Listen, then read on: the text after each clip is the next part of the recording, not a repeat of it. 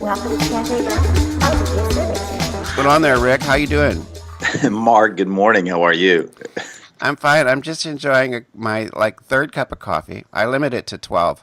Oh, that's good. What are Yeah, you doing? What are you doing right there with the what's in your left hand this there? is Oh, called I an see. e-cigarette. Now, if you were watching the SAG Awards, or maybe it was the Golden Globes, I think it was a SAG. Anyways, I don't remember. I think it was Globes, but Julia Louis-Dreyfus had a big old fat blue e-cig in her mouth. Oh, there she did. There you go. Look at your blue tip there, Mark. I like your blue tip. It's Yeah, nice. and just like a Surgeon General's thing, they're a lot less harmful than infinitely less harmful than tobacco. I don't promote them. I don't want to use them forever, but lives could be saved. I think the anti-smoking zealots need to stop and think about that instead of stamping out everything that visually, it gets them all excited. Like, chill out, people. It's so much better than tobacco. And then hopefully you move on to nothing from there, or you don't. But you're. There you I don't go. think I don't think it's going to kill anybody. I don't either. And speaking of which, we need to move on. This is Cafe Blab. We've had this subject before, but I'm glad you feel that way. I have a new addition to the team today. New topic. Is that to shut me up when I start talking about blowing smoke up your ass? That's Is right. that If is you that want to to, change the subject? if you want to do that to me, then you have to go out and buy your own kitchen bell because this is mine. I Mhm. like it. That's a really cool sound effect. By the way, yes, well, for transparency, we did this yesterday. It was new technology called my laptop, because I'm going to be doing these out at the Jersey house, so I got to make sure I can do it remotely.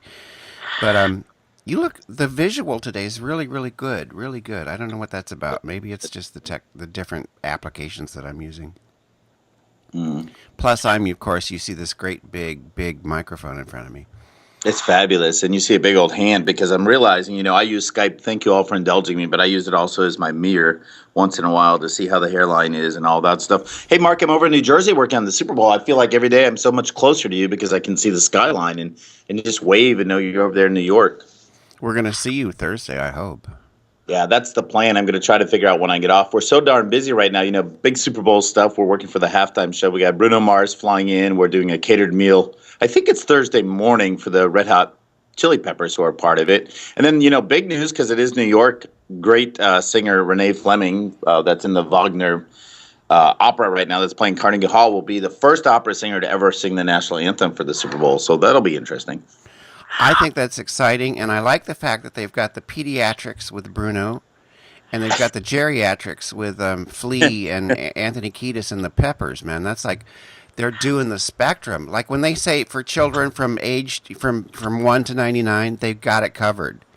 They do, and They it's ready do. to rock and roll. I think it's awesome.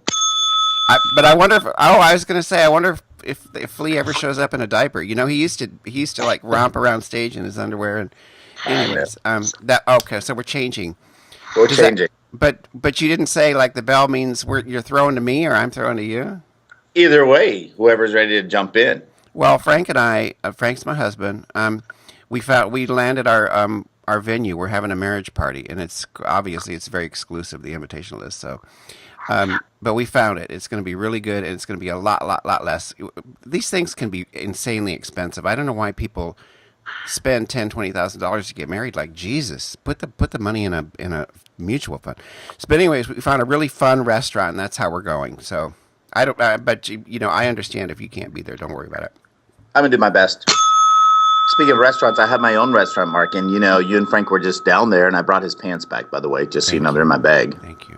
But anyway, at Twine, I just want to remind people, bestkingcake.com. It's Mardi Gras season, folks. This is your little advertising break. We do offer at Twine the king cake whole, which is really interesting. For those who have never had a king cake, it's part of tradition in the Mardi Gras Lenten season, and also, or leading up to Lent, actually, because it goes to Fat Tuesday, and then we kick in the Lent. But we do the little hole mark, the center of it, and they're very, very good. So order yours at bestkingcake.com. I did the website for you, by the way. So made Mark Media. Check. No, you did a great job. It would go Um, good with coffee this morning, wouldn't it? yes, it would go really good. We had coffee cake yesterday at my old boss Betty's house in Greenwich, Connecticut. Really, really nice visit. Oh, that was nice. Politically, I'm a little bit behind the times because we're so busy, both of us, that I miss a lot of the news. I'm not sure what's going on.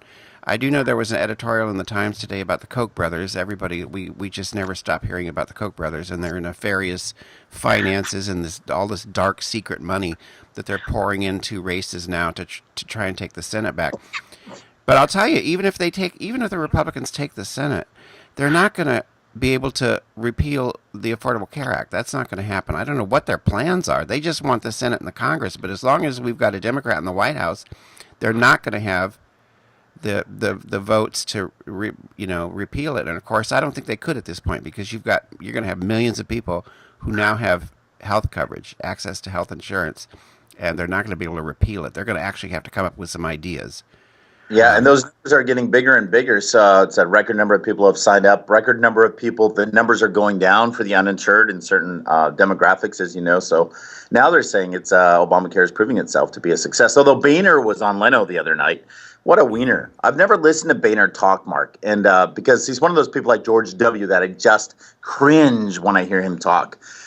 Unfortunately, I had to listen to George W. a lot more because he was the president. And there was some stuff I did like that he said. But Boehner, not a damn word came out of his mouth in that Leno interview that I enjoyed. Plus, he sounds like a smoker. He looks like a tanner. He just looks ridden with addiction. Right, and he said, from what I read, I didn't see it, but but basically he said he wouldn't want to be president because he doesn't want to stop drinking wine and smoking cigarettes. There you go. Speaking of president, he really should think about these things. Yeah, he should. He absolutely should. Should consider. Someone else thinking about things right now is Hillary Clinton. I know you and I have talked about her a lot. I kind of take the lead there, thinking she's going to run after the midterm elections. We'll know a lot more about who is going to be in the game for 2016. But the big story on Time Magazine, I don't know if you saw the cover. It's Hillary's left in a moon. She's in a moon or something. They've got a moon with her face on it, or a planet. Planet Hillary. No, right? It's just her foot walking off a stage or something like that. Maybe there were different covers. The cover I saw was just one shoe, and I didn't know if it was a stand-in model or not. But the more I'm reading about it, she doesn't need to be president. I don't think she even wants to be. So even though there's all these rallies and ready for Hillary events and everything's going on, deep down, her daughter doesn't really want her to run. She's done a lot, accomplished a lot in her career. So now I'm kind of turning the corner here and kind of like this, Mark, turning the corner and kind of thinking Hillary may not run. So we'll see. Well, and before you ring the bell, let me weigh in on Hillary, because I had been feeling that way already, and it's not an age thing. I'm the editor of LGBT Senior. It's not about age, but it really is about my hope that at some point in my lifetime, we're going to get past the dynasties, get past the political families, and have some kind of really fresh start. And if Hillary runs, she's got my vote. I think she could win.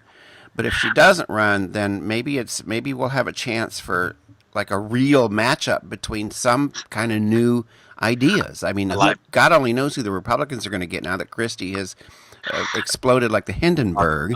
Yeah, I had to get that in. And but without Hillary, the Dems are going to have to step up. Maybe Mario Cuomo, boy, I would love President Mario. I would. That's true. There's a guy from Wyoming. They're kind of saying maybe a hot dog coming into the picture. Of course, you got Huntsman, who we both liked from last round. We'll see. And he's a Republican, so I would take a serious look at Huntsman. I think it's a really good year to see what happens. I like your vision for 2016. Let's bring in two candidates whose names we've never heard, one of which is not Palin, and see what happens. Oh yeah, let's not talk about hating the sound of somebody's voice. It's like I gotta leave the room when she's a mess. She's a mess with money and a microphone. Culture. Let's hit culture before we sign off. Grammys are on tonight. I mentioned to you that I'm not a big fan of award shows. I would love them if they were 90 minutes. If they could do like a 90-minute award show, I would be so into it. But this 3.5-hour business, I gotta go to bed. But I know we're gonna watch them, but I'm turning that volume down at 10 o'clock at the latest. Well, you better turn it back up because Madonna's singing, and they announced who she's singing with or what she's doing. Talk about the old mixing with the new. Did you hear who she's going to be singing with? No, but but also talk about geriatrics, boy. I mean, Madonna's like, they're beaming her in from the assisted living facility. Listen, she was Super Bowl 2 years ago and did a mighty fine job. She even had the little cleavage slip or something. I remember. Oh no, that was an inside thing. My friends that did the halftime show actually her shoe fell off. Well, it was part of her cleavage body. slip. Her shoe came off. No, it wasn't even the cleavage. I forgot it was the bottom part of her they saw. Oh, okay. Yeah, well, that's kind of ugly, but that's another subject. But yes, she's going to be singing with Macklemore and Ryan. They're going to be singing, Same Love together. So That's really nice. I like that. And I'm not picking on Madonna for being old, but I'm her age. But 1958, Madonna. This is who was born in 1958. Madonna, Michael Jackson, Prince, and Mark McNease in 1958. I love it. Speaking of culture, one last thing I got to throw in because I know how you love your headlines. Huffington Post headline from yesterday, Mark. You ready? I know they're very sensationalized. Here it is. And react. Teasing over vaginal flatulence on school bus leads to attack of the groin. I don't get the headline, but I know what it wants me to do. It wants me to click on it. That's what they all do. I tweeted the other day because I'm a big tweeter that I want to write internet headlines for a living because you need 6 words and 3 of them are shocking, outrageous, and unbelievable. The other 3, you really only got to come up with like 2 or 3, 4 words to write these headlines. But it wants me to click on it because I don't even understand it. I mean the vaginal flatulence thing I get, but attack of the groin? What? Groin attack. I know you read it. I know you clicked on it.